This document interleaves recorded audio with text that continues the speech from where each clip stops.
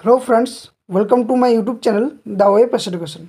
सो friends, आज के तुम्हारा जानो जे 2016 যে এসএলএসটি অর্থাৎ ডাব্লিউবিএসএসসি যে 26,000 চাকরি বাতিল মামলা, তো সেই মামলার আজকে শুনানি ছিল এবং সারাদিন প্রায় শুনানি হয়েছে এবং সেই শুনানিতে নানান তথ্য নানান প্রশ্ন উঠে এসছে যে কিভাবে যোগ্য অযোগ্যদের বাতিল করা হবে।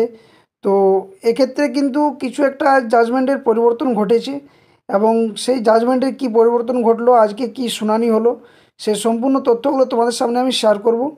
তো যারা চ্যানেলে নতুন আছো অবশ্যই চ্যানেলটি সাবস্ক্রাইব করো, বেল নোটিফিকেশন অন করো আর ভিডিওটি অবশ্যই সকলের সামনে শেয়ার করো, কারণ আমি তোমাদের সামনে ভিডিওর মধ্য দিয়ে একজন উকিল অর্থাৎ যিনি রয়েছেন তার বক্তব্য আমি তোমাদের সামনে শোনাবো যে তিনি কি বলছেন এবং আদৌ কীভাবে এটা করা হলো কি না করা হলো, বা সুপ্রিম কোর্টে বা কিভাবে এটাকে শুনানি করবে, এরপর নেক্সট কি রায়দান দেবে, সেটা সম্পূর্ণ ভিডিও তোমাদের সামনে আমি শেয়ার করবো এক এক করে।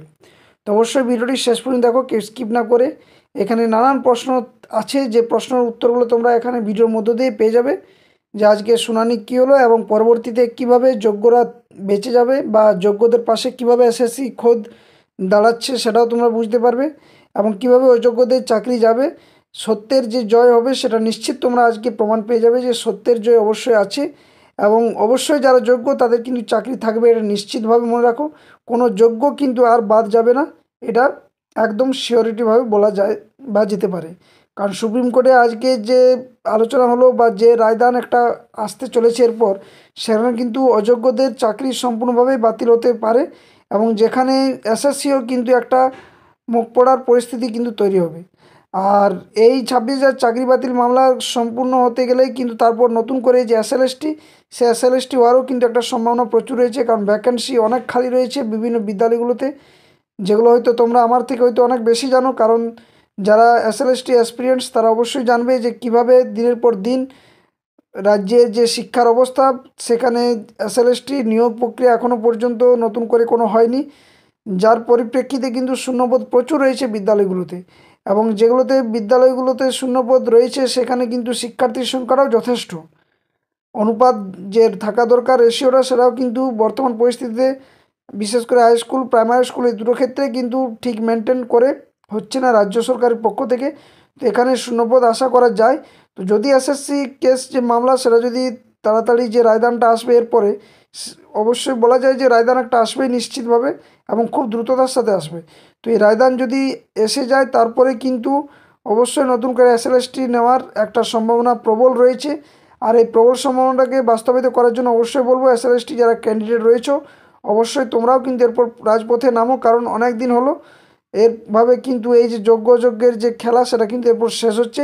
এরপর নতুন করে এসএলএসটি হওয়ার জন্য বা করার জন্য সেই দাবি তোলো এসএসসির সামনে, যাতে করে স্বচ্ছ একদম পুরো পুঙ্খানুপুঙ্খ ভালোভাবে একটা নির্দিষ্ট বেশি সংখ্যক শূন্যপদ দিয়ে কিন্তু নোটিফিকেশান তাড়াতাড়ি পাবলিশ এবং যে পরীক্ষা সে পরীক্ষাটা নেওয়ার যেটা দ্রুত পরিকল্পনা সেটা যেন করে থাকে। তো চলো আজকে যে ভিডিওটাতে কি কি আলোচনা করব তার আগে দেখো যে আজকে এসএসসি যে রায়দান হলো সেই রায়দানে কি কি বলা হয়েছে সেটা একটু ভিডিও ক্লিপটা তোমরা দেখো, তাহলে বুঝতে পারবে। প্রথমে সিবিআই এর কাছ থেকে যখন চিফ জাস্টিস জানতে চাইলেন, সিবিআই কিন্তু খুব দার্থহীন ভাষাতে পঙ্কজ বানশালের কাছ থেকে পাওয়া রিট্রিভ হওয়া যে ডেটা, সেই ডেটা থেকে পাওয়া যে ডকুমেন্টসগুলো সেটাকে জেনুইন হিসাবে ব্যাখ্যা করলো। কারণ সিবিআই বলতে চাইছে যে আমরা পঙ্কজ বেঞ্চালের কাছ থেকে পাওয়া ডকুমেন্টগুলো এবং ডেটা স্ট্যানটেকের কাছ থেকে পাওয়া ডকুমেন্টগুলোকে মিলিয়ে দেখেছি এবং আমরা দেখেছি দুটো জেনুইন, কিন্তু পরবর্তীকালে যখন স্কুল সার্ভিস কমিশনের ওয়েবসাইটে সেটাকে কোডটাকে আপলোড করা হয়েছে সেইখানে ম্যানিপুলেশনটা হয়েছে। সুতরাং আমরা এই জায়গাটা থেকে ধরে আমাদের আর্গুমেন্টটাকে আজকে প্লেস করতে চাইলাম। আমাদের হয়ে সিনিয়র অ্যাডভোকেট বিভা দত্ত মাফিজা ম্যাডাম ছিলেন। আমরা মানে বলতে গেলে আজকে আমাদের সাবমিশনের পরেই কিন্তু প্রথমবার চিফ জাস্টিস কিন্তু দুর্নীতিগ্রস্তদের তালিকাটা জানতে চাইলো এবং তাতে ওখানে West Bengal board of secondary এডুকেশনের লয়ার যিনি ছিলেন সঞ্জয় হেগড়ে স্যার, তিনি একটা ডেটা তুলে দিলেন এবং আজকে এসএসসিও সিবিআইয়ের যে সাবমিশন সেখান থেকে ধরে নিয়েই বললো যে আমরা জেনুইনলি সেগ্রিগেশন চাইছি এবং আমরা সেগ্রিগেশন করতে পারবো। তো এইটা আমাদের যে সাবমিশন, আমরা যে নট কল ফর ভেরিফিকেশনের হয়ে যেটা আমরা বলতে চাইলাম কোর্টের কাছে, আমার মনে হলো কোনো জায়গা থেকে যে এরপরে কিন্তু কোর্টের এটা মনে হলো যে সেগ্রিগেশন কি এনিহাউ পসিবল কিনা। কারণ এতদিন পর্যন্ত আমরা যে সাবমিশনগুলো এবং যেগুলো শুনছিলাম, এমনকি রিট পিটিশনার রেসপন্ডেন্টরাও নিজেদের চাকরি না চেয়ে পুরোটা বাতিল করার কথা বলছিল, যেটা পুরোপুরি তাদের যেটা হাইকোর্টে রিট পিটিশন করেছিল, যখন তারা হাইকোর্টে রিট পিটিশন করে বললো আমরা চাকরি চাইছি আমাদের, এখানে এসে তারা বলতে চাইছে যে আমরা চাকরি চাইছি না, পুরোটা বাতিল চাইছি। সুতরাং তাদের নিজের রিট পিটিশনের প্রেয়ারের এগেনস্টে গিয়ে এখানে বলছে। তো সেটা আমাদের কিন্তু আমরা আমাদের তরফ থেকে আন্তরিক চেষ্টায় ছিলাম যে যারা প্রকৃত মেধার পরিচয় দিয়ে চাকরিটা পেয়েছে তাদের যেন চাকরিটা বাদ না যায়, কিন্তু দুর্নীতিগ্রস্তগুলো যারা তারা যেন অবশ্যই বাদ যায়, এটা আমাদের একটা চেষ্টা ছিল।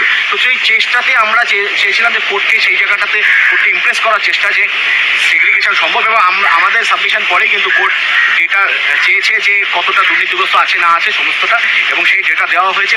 এবং সিবিআইও যেহেতু বলেছে যে পঙ্কজ বনশালের কাছ থেকে উদ্ধার হওয়া ডেটাটা জেনুইন ডেটা, আমাদেরও সেটা মেনে নিতে কোনো আপত্তি নেই।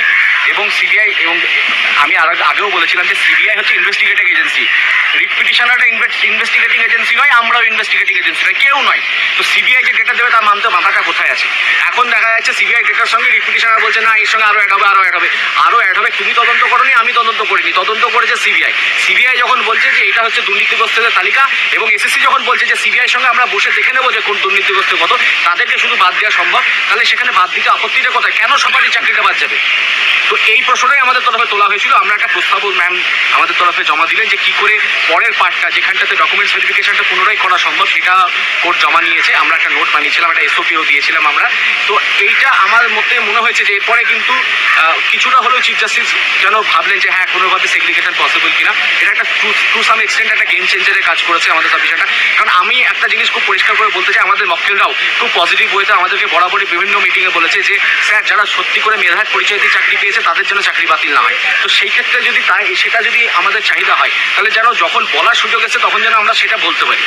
আমরা হয়তো বাইরে গিয়ে কুমিরের কান্না কাঁদছি এবং বলছি যে সবারই চাকরি বাতিল হয়ে গেলে কী হবে, কিন্তু আসল জায়গায় বলছি না, তা কিন্তু করলে হবে না। চিফ জাস্টিস প্রথম দিকে আমাদের এগেন্সে ছিলেন। চিফ জাস্টিস বলছে তোমরা তো ওয়েটিং লিস্টেও নেই, অমুক, তাহলে তোমাদের প্রশ্ন আসছে কী করে? কিন্তু আস্তে আস্তে চিফ জাস্টিস বুঝলেন যে হ্যাঁ আমাদের সাবমিশনের মধ্যে একটা সারবত্তা আছে, যেটা কিন্তু কনসিডার করা যেতে পারে। কারণ এত করা চাকরি বাতিলের প্রভাব যদি সুদূর প্রসারী হবে, সেটা তো অনারেবল কোর্ট সেটা কোনো মতে অস্বীকার করতে পারে না। তো আমাদের বক্তব্য, আমরা দেখুন ফলাফল আমাদের হাতে নেই, আমরা জাজমেন্ট লিখবো না, কিন্তু আমাদের যেটা চেষ্টা ছিল চেষ্টা আমরা এখানে উপস্থাপন করলাম, বাকিটা কোর্ট বিচার করবে। তবে একটা জিনিসই বলছি, রিট পিটিশনার রেসপন্ডেন্টদেরকে আন্তরিক হতে হবে যে তারা চাকরি, সবারই চাকরি বাতিল গিয়ে আমার সবারই চাকরি বাদ গেলে আমার কী লাভ হবে? আমার রিট পিটিশন, আমার একটা ছোট্ট কথা, আমার রিট পিটিশন ফাইল হলো 2021 সালে 22 সালে, এবং আমি চাকরি চাইলাম তখন। এবং সেই চাকরি যখন চাইলাম, যখন সিঙ্গেল বেঞ্চ শুনলো, ডিভিশন বেঞ্চ শুনলো, তখন ডিভিশন বেঞ্চে গিয়ে আমি বললাম যে না, সব বাদ দিতে হবে। তাহলে আমি চাকরি চাইলাম কী করে? আবার আমি যদি এটা বলি যে প্যানেল এক্সপায়ার করে গেছে 18 সালে 19 সালে, তাহলে আমি 21 সালে রিট পিটিশন ফাইল করে অ্যাপয়েন্টমেন্ট চাইলাম কী করে? তাহলে আমি নিজে জেনে শুনেই এই অ্যাপয়েন্টমেন্ট চাইলাম যে যেখান থেকে প্যানেল এক্সপায়ার করে সেখান থেকে চাকরি চাওয়া। আমরা সুপ্রিম কোর্টে এসে আমি আমার সাবমিশন কী করে চেঞ্জ করলাম যে না, আমি চাকরি চাই না, আমি পুরোটা বাতিল চাই। পুরোটা বাতিল হয়ে নতুন প্রসেস যদি সেই সমস্ত ক্যান্ডিডেটের মধ্যে থেকেও হয় শুরু, তাতে যে রিট পিটিশনার রেসপন্ডেন্টরা চাকরি পাবে বা যারা জেনুইন চাকরি করছিল তারা চাকরি পাবে, তার কোনো নিশ্চয়তা আছে? প্লাস এর পিছনে হাহাকারটা কে বুঝবে যে যারা জেনুইন চাকরি প্রার্থী তারা চাকরি বাদ হয়ে গেলে তাদের কতটা ক্ষতি হতে পারে? তো আমরা আমাদের চেষ্টাটুকু করলাম, বাকিটা কোর্ট বিচার করবে, ঠিক আছে? তো তোমরা পুরো বিষয়টা শুনলে যে আজকে কিভাবে এসএসসি যে চাকরি বাতিল মামলা 26,000, সেখানে যিনি বললেন একজন খুবই ভালো লয়ার, তিনি বিষয়টা তুলে ধরলেন সমস্ত কিছু, যে এরপর বোঝা যাচ্ছে যে সিবিআইয়ের যে রিপোর্ট, সেই রিপোর্টের সাথে কিন্তু এসএসসিও বসে নিয়ে এবার যে বাদ দেওয়ার যে প্রক্রিয়া, অর্থাৎ যোগ্য যারা রয়েছে তারা যে থাকবে এবং যারা অযোগ্য তাদের যে বাদ দেবে, সেক্ষেত্রে কিন্তু পাশে রয়েছে এসএসসি। এবং এসএসসি খোদ নিজেও বলছে যে সিবিআইয়ের রিপোর্টের সাথে আমরা মিল দেখে নিয়ে সমস্ত কিছু বিষয়টা সুপ্রিম কোর্টে, আজকে যেহেতু সুপ্রিম কোর্ট সেগ্রিগেশনের বিষয়ে বুঝতে পারলেন এবং প্রধান বিচারপতি নিজেও বলেছিলেন যে হ্যাঁ এভাবে কিন্তু সেগ্রিগেশন করা যায়, এবং সিবিআই রিপোর্টটাকে অথেন্টিক ভেবে নিয়েই কিন্তু এরপর করতে হবে। যেখানে যারা সম্পূর্ণভাবে যোগ্য তাদের কিন্তু পাশে থাকার জন্য এসএসসি নিজেও কিন্তু প্রচেষ্টা করছে, এবং যার পরিপ্রেক্ষিতে কিন্তু এরপর অযোগ্যদের চাকরি যাবে এবং যোগ্যরা থাকবে চাকরিতে। এখানে কিভাবে র্যাঙ্ক জাম্প করা হয়েছে, কিভাবে ওএমআরশিট ম্যানিপুলেট করা হয়েছে, কিভাবে মানে একটা নির্দিষ্ট মেয়াদ পার হয়ে যাওয়ার পরও কীভাবে প্যানেলে নাম রাখা হয়েছে, এই সমস্ত কিছুগুলো যাচাই চলছে এবং যাচাইয়ের যে কাগজপত্র সেগুলো সমস্ত কিছু সুপ্রিম কোর্টে প্রায় জমা পড়ে গেছে।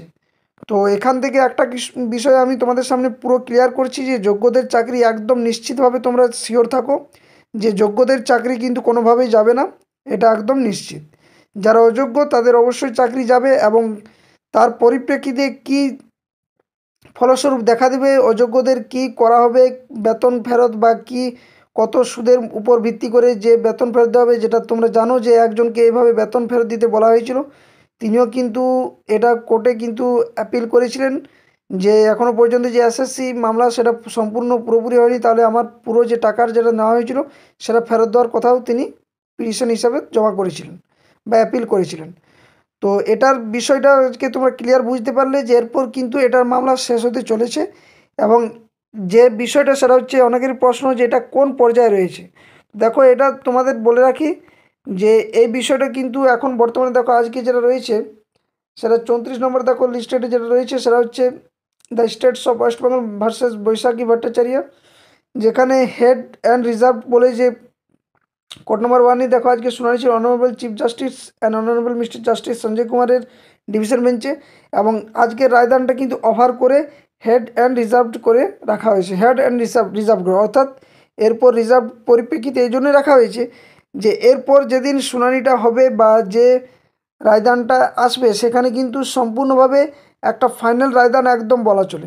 কারণ এর আগে যে তারিখ পড়েছিল বা যে রায়দানটা চলছিল সেক্ষেত্রে কিন্তু বলা যায় যে এরপরে যে বিষয়টা তোলা হবে বা এরপরে যে সুপ্রিম কোর্ট যে শুনানিটা করবে বা যে জাজমেন্টটা দেবে সেখানে কিন্তু যোগ্যদের পক্ষে বা এবং অযোগ্যদের পক্ষে, অর্থাৎ 26,000 যে এতদিনের যে খেলা চলছিল চাকরি বাতিল তার সম্পূর্ণ কিন্তু এরপর শুনানি হবে। তো এটার অপেক্ষায় অনেকে রয়েছে এবং হ্যাটস অফ সকল এসএসসি যোগ্য চাকরি প্রার্থীদের, যারা যোগ্য তারা নিজেদের প্রমাণ করার জন্য নানানভাবে প্রচেষ্টা করছে। তবে এখনও পর্যন্ত সম্পূর্ণ প্রচেষ্টাটা শেষ হয়নি, এরপর দেখা যাক কীভাবে এর পরবর্তী পদক্ষেপ নেওয়া হচ্ছে। তো সকলকে শুভকামনা, যারা যোগ্য রয়েছে তাদের অবশ্যই চাকরি থাকবে আশা করছি, প্রার্থনা করব গড ভগবান আল্লাহর কাছে যে চাকরি যারা যোগ্য তারা অবশ্যই থাকুক, যাদের অযোগ্য যারা দুর্নীতিভাবে চাকরি র্যাঙ্ক জাম্প করে ওএমআরসির ম্যানিপুলেট বা এসএসসি যেভাবে দুর্নীতি করেছে তার যাতে ভর্ৎসনা ঘটে, এটা কিন্তু অবশ্যই নিশ্চিত এবং হবেই এটা।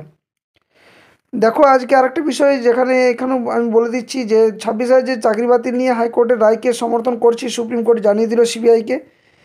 এবং এসএসসি যে 2016 কেসের শুনানি এটা কিন্তু শেষের দিকে, সিজিআই জাজমেন্ট কিন্তু রিজার্ভ করে রেখেছে। এরপর যেদিন হবে বা হিয়ারিং করবে সেদিন কিন্তু সম্পূর্ণভাবে এই জাজমেন্টের পরিপ্রেক্ষিতে যে কোনো সময় কিন্তু জাজমেন্ট রিজার্ভের যে ডেট সেই ডেট ঘোষণা করে কিন্তু এই জাজমেন্টটা শেয়ার করা হবে বা শুনানি করা হবে। তো আজকের এটাই ছিল আপডেট, অনেক কিছু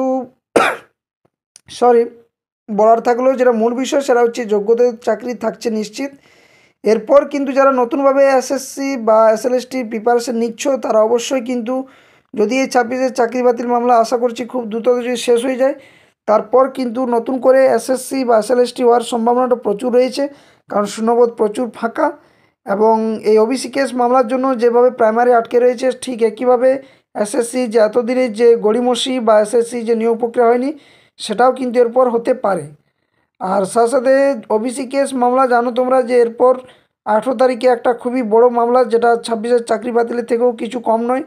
ওবিসি কেস মামলার জন্য রাজ্যের সম্পূর্ণ নিয়োগ প্রক্রিয়া বর্তমানে বন্ধ, বিশেষ করে 2022 স্টেট ইন্টারভিউর ব্যাপারটা ধরো বা ডাব্লিউবি কেপি পিএসসি যে সমস্ত পরীক্ষাগুলো রয়েছে সে সমস্ত কিছুই প্রায় বন্ধের মুখে রয়েছে এই মুহূর্তে। তো 18 তারিখের পর সকলে তাকিয়ে রয়েছে যে সুপ্রিম কোর্ট কী রায়দান দিচ্ছে ওবিসি কেসের ব্যাপারে বা ওবিসি সার্টিফিকেট বাতিলের ব্যাপারে। তো এটারও জাজমেন্ট আশা করছি খুব ভালো, যদি একটা পজিটিভ রায় আসে তাহলেও ঠিক আছে, তাতে সার্টিফিকেট থাকুক বা না থাকুক বা বাতিল হোক সেটা সম্পূর্ণ সুপ্রিম কোর্টের বিচারাধীন বিষয়, সেটা তুমি আমরা কেউ এটা বলতে পারবো না।